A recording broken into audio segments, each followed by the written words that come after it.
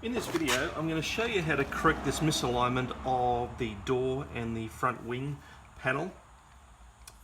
This has been like this since I've had it. The other side of the car is fine, but there's a misalignment of a few millimeters here, which looks a bit ropey and very un-Porsche-like. And funny, the project car that I've got was exactly the same.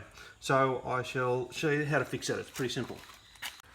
To make the adjustment, what you'll need to do is lift the front wheel and remove the rear of the two wheel liners, which is the easiest of the two.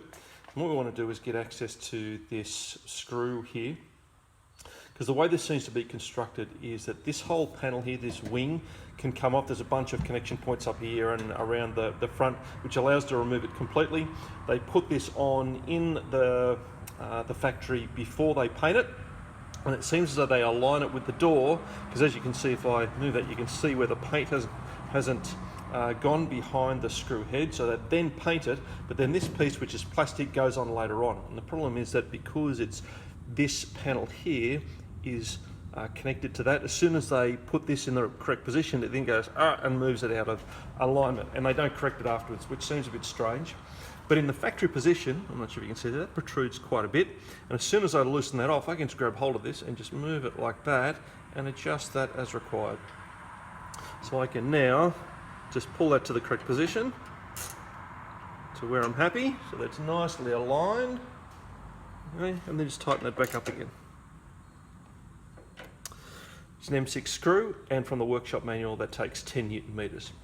Now with the other car that I've got in the shed, just loosening this and moving this back and forth was enabled me to align these perfectly okay. With this one, it hasn't given me the ability to move it as much.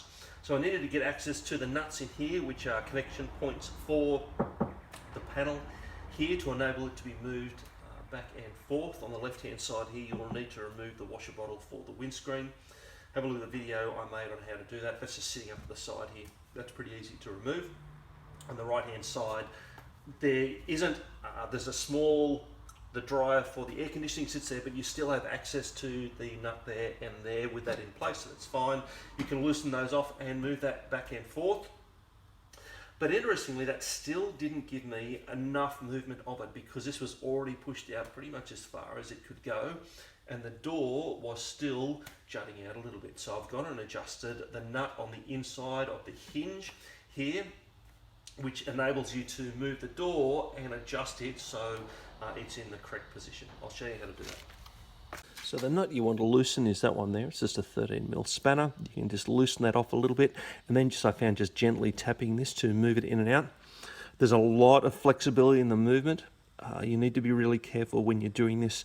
Don't just adjust it and then just close the door straight away. And I'll show you why.